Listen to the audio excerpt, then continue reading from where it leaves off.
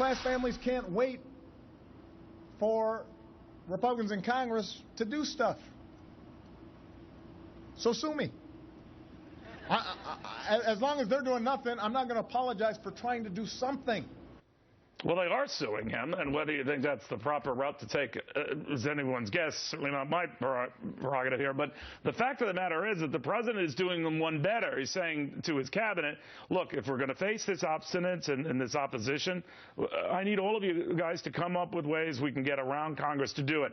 That's what really bugs Texas Republican Congressman Bill Flores. Congressman, you know, my view on the whole suing thing is you're wasting your time. I know you guys, your intentions are good, but it's going nowhere. I think you know that.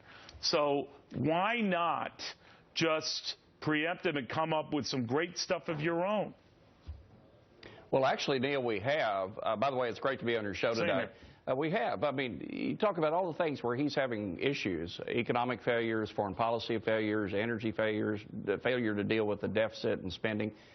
We in the House of Representatives have addressed every one of those issues, but he and Harry Reid over in the Senate have decided they're going to ignore us and try to go their own way. Don't you think, though, you're falling into his trap? I mean, I don't care people's political views on this, but then it can go back to the American people. Oh, Republicans, what are they doing? Oh, they're suing him. That's what they're doing. Well, he may be able to try to assert that, but I will tell you this. If you talk to most Americans, they recognize the president's failures, and it shows up in his approval ratings. And Americans are frustrated, and they want us to do something. You know, most of us don't think an impeachment route is a good direction to go. That would be a terrible distraction for the country. And you don't think this is, Congressman? You don't think this is? I think it's better than that, because impeachment is destined to failure with a Harry Reid-controlled Senate. What we're trying to do is to reassert our constitutional responsibilities. No, I understand that, sir, and believe me, as I told Michelle Bachmann, it's a very good argument. I'm just saying that be careful what you wish for, because you get a Republican president in there, and Democrats just might be tempted to do the same thing. You might not feel the same way, right?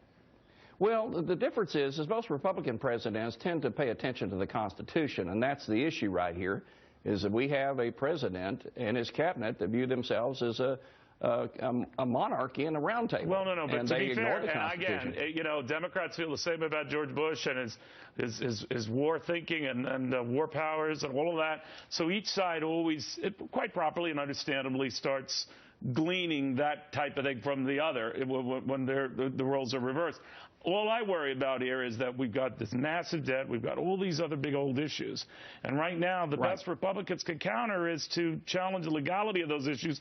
Again, it may be a perfectly fine tack to take and maybe justified tack, but it's not going to get the debt down. It's not going to deal with any of these other issues, is it?